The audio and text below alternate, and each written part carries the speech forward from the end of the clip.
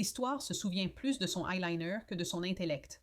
Mais Cléopâtre n'était pas une simple note de bas de page dans l'histoire de César. Elle était une force à part entière, une reine polyglotte, une stratège hors pair, une mère luttant pour sa survie. Alors pourquoi l'avons-nous réduite à un stéréotype? Ce n'est pas la Cléopâtre d'Hollywood, c'est la femme et l'empire que l'on craignait et que le monde ne comprend toujours pas.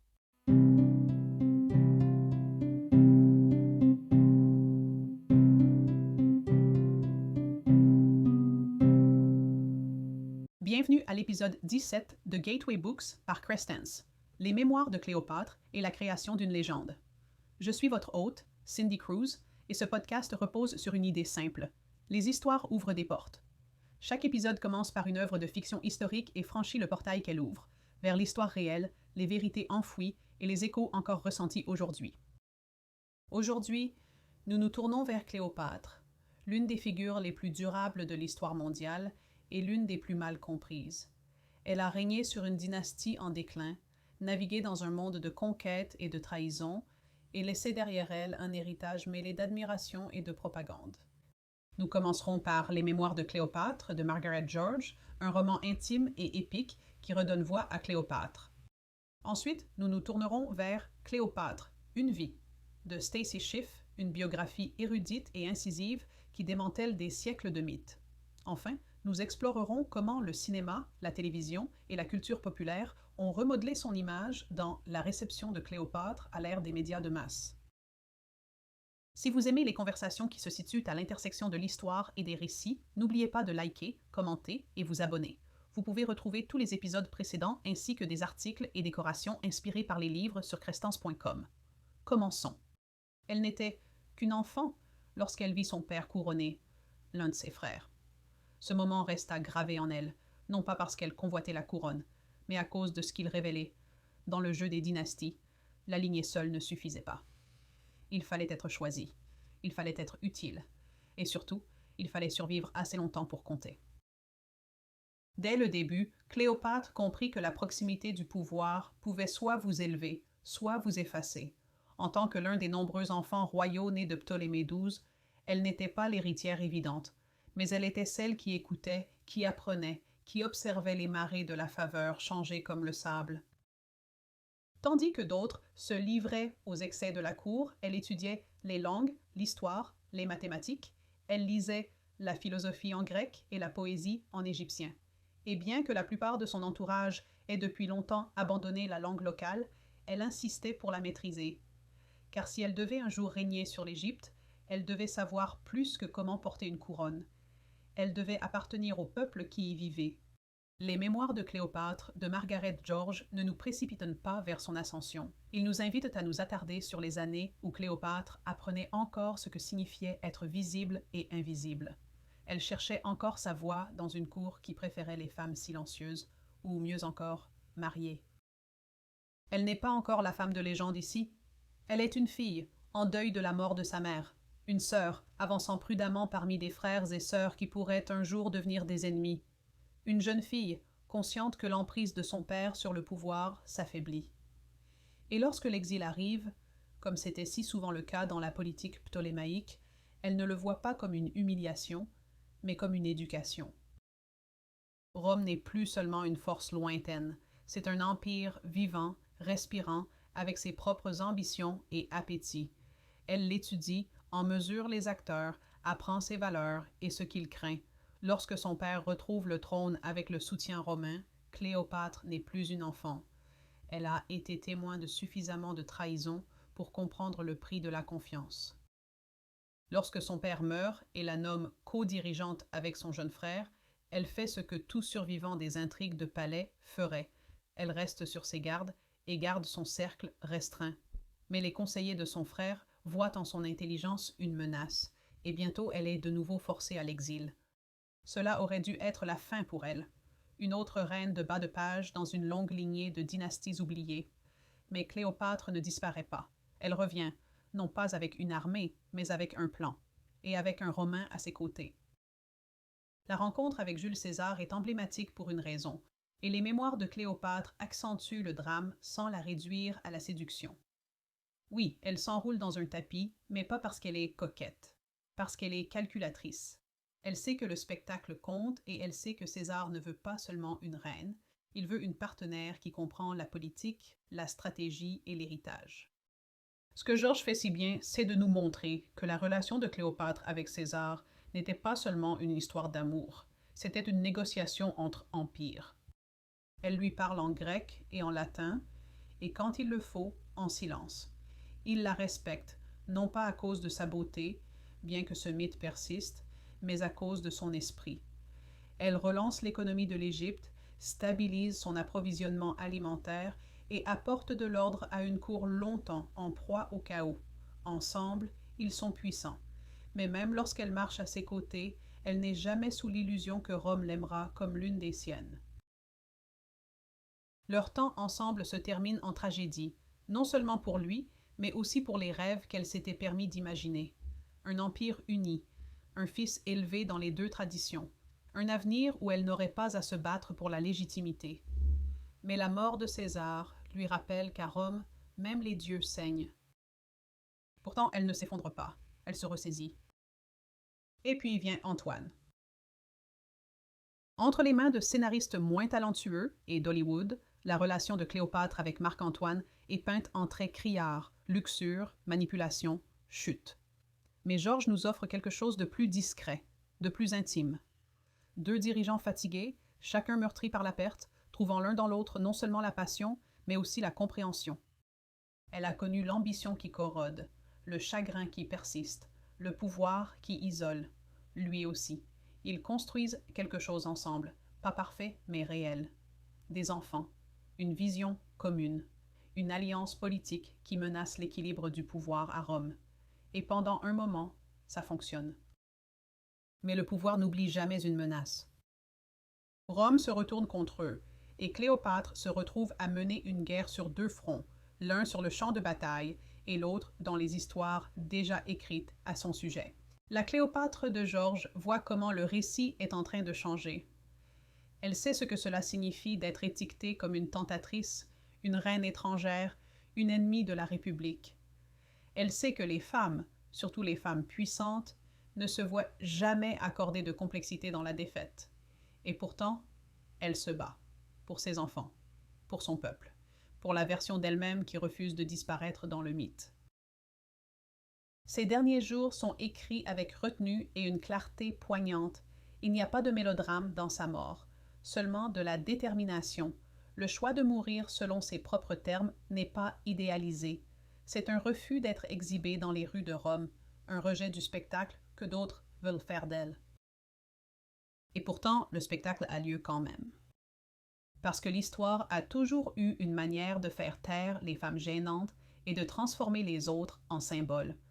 Cléopâtre est devenue un avertissement, une séductrice, un scandale, rarement une stratège, rarement une mère, rarement une souveraine qui a régné pendant plus de 2 décennies dans un monde conçu pour l'effacer. Mais dans les mémoires de Cléopâtre, Margaret George lui donne une voix, pas une voix parfaite, pas une voix facile, mais une voix qui parle de la blessure et de la sagesse, de la soif de pouvoir et du prix à payer pour le conserver, de l'équilibre précaire d'être brillante et femme dans un monde qui punit les deux. Ce n'est pas la Cléopâtre de la légende, c'est la femme que l'Empire redoutait, et nous l'écoutons enfin. Nous avons vu Cléopâtre de l'intérieur à travers sa voix imaginée, son ambition, ses peurs, mais la fiction historique laisse toujours un espace entre les lignes, un espace que la biographie comble avec des preuves, des analyses et des arguments. Nous changeons donc de perspective, de l'intériorité richement imaginée de Margaret George à la reconstruction médico-légale de Stacy Schiff, de Cléopâtre la conteuse à Cléopâtre la stratège. Que se passe-t-il lorsque nous écartons le mythe et cherchons la femme en dessous? Elle a peut-être fait son entrée sur la scène mondiale de manière théâtrale, mais Stacy Schiff nous rappelle que Cléopâtre n'avait pas besoin de drame pour être fascinante. Dans Cléopâtre, une vie, la reine d'Égypte émerge du brouillard des mythes occidentaux et des fantasmes orientalistes avec son intelligence aiguisée, sa prévoyance politique et son extraordinaire maîtrise de l'image et de l'influence intacte. Et tandis que Margaret George nous a offert une Cléopâtre de l'intérieur, personnelle, viscérale et imaginée, Schiff l'a reconstruit à travers des fragments, des notes de bas de page et des siècles de distorsion narrative, nous montrant à quel point le récit est lacunaire et ce que ce silence nous a permis de supposer. La Cléopâtre que nous rencontrons ici naît non seulement dans la royauté, mais aussi dans le péril. Son père, Ptolémée XII, connu moins flatteusement sous le nom d'Auletes ou le joueur de flûte, devait son trône moins à la faveur publique qu'à l'intervention romaine. Cela donnait le ton. La dynastie ptolémaïque était déjà sur un terrain instable, des dirigeants grecs d'une terre égyptienne s'accrochant à leur légitimité par des mariages incestueux, des revendications divines et des jeux de pouvoir brutaux. Schiff précise que l'enfance de Cléopâtre n'était pas une période d'innocence choyée. Son éducation aurait été rigoureuse, mathématiques, astronomie, philosophie et langue. Elle parlait probablement une demi-douzaine de langues et fut la première de sa lignée à prendre la peine d'apprendre l'égyptien. Dès le début, elle était marquée par la précocité et un instinct de survie. Lorsque son père meurt et que Cléopâtre monte sur le trône aux côtés de son jeune frère, Ptolémée XIII, elle n'a que 18 ans. Schiff ne romantise pas ce pouvoir. Le titre a peut-être été partagé, mais l'autorité ne l'était pas.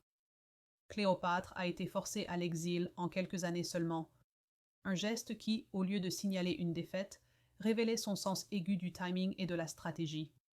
Elle reviendrait non pas avec vengeance, mais avec calcul. Entre Jules César.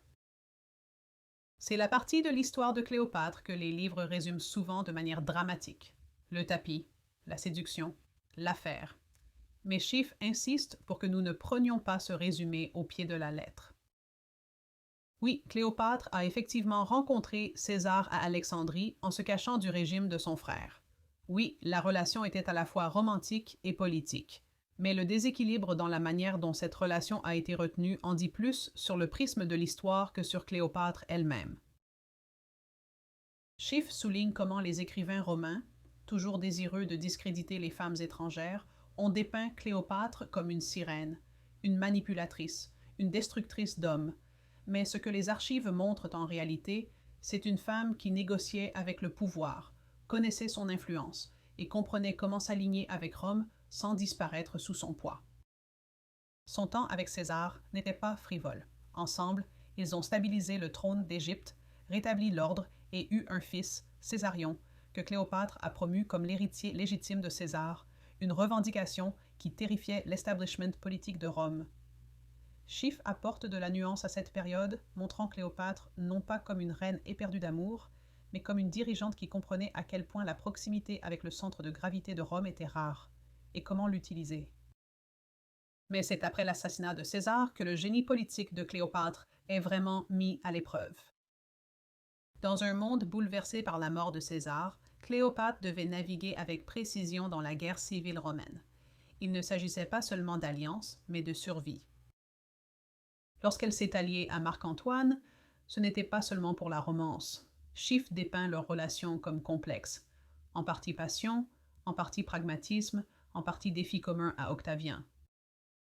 Cléopâtre apportait bien plus que de l'amour dans l'équation. Elle apportait une flotte, de l'or, du grain et une réputation qui mettait Rome mal à l'aise. Schiff déconstruit l'idée qu'elle a corrompu Antoine. En réalité, elle soutient qu'Antoine avait bien plus besoin de Cléopâtre qu'elle n'avait besoin de lui. La guerre de propagande était néanmoins implacable.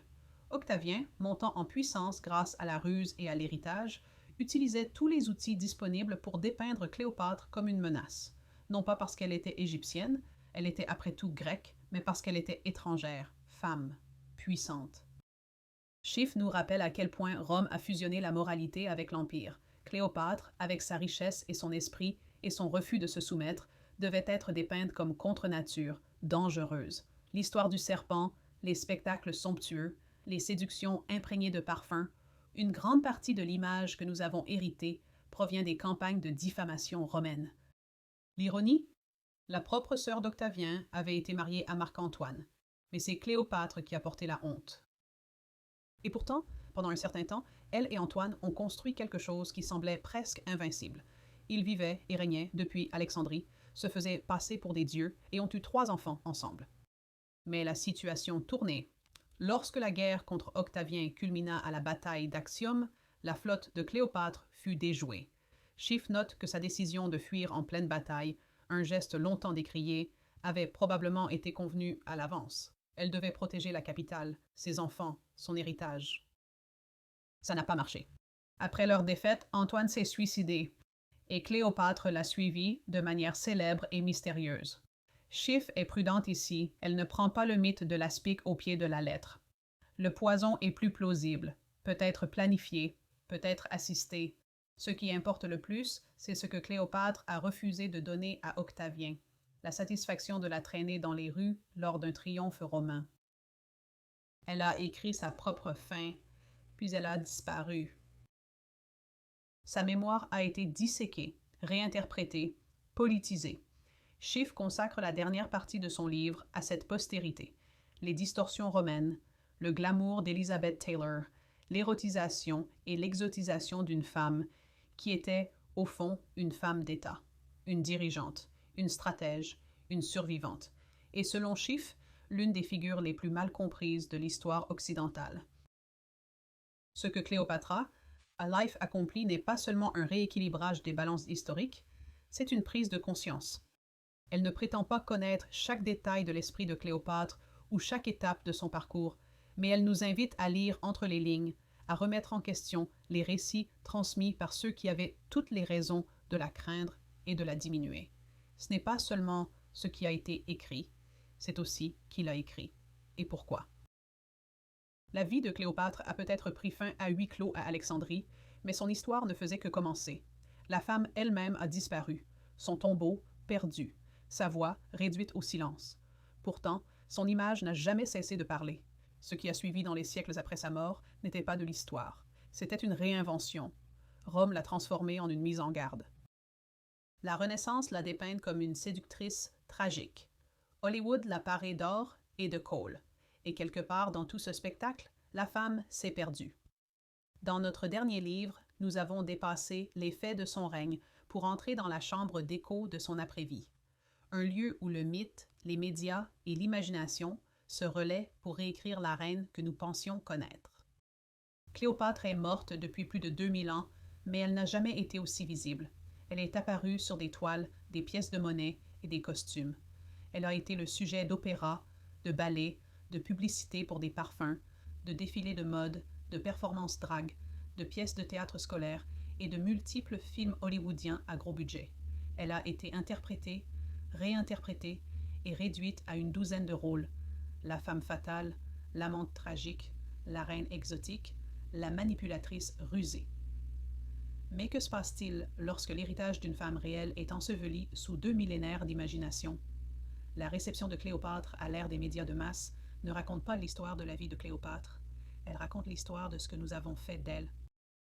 Ce n'est pas seulement une étude sur la manière dont elle a été représentée, c'est une analyse du pourquoi, et en parcourant des siècles de récits visuels et narratifs, un schéma se dessine. Chaque époque obtient la Cléopâtre dont elle a besoin. Au 19e siècle, à l'apogée de l'impérialisme européen, elle était un symbole sensuel de l'Orient, une incarnation des fantasmes coloniaux sur l'Orient, belle, dangereuse et finalement condamnée. Hollywood a repris ce filon et l'a exploité. L'épopée de 1963, Cléopâtre, avec Elizabeth Taylor, reste l'un des films les plus chers jamais réalisés.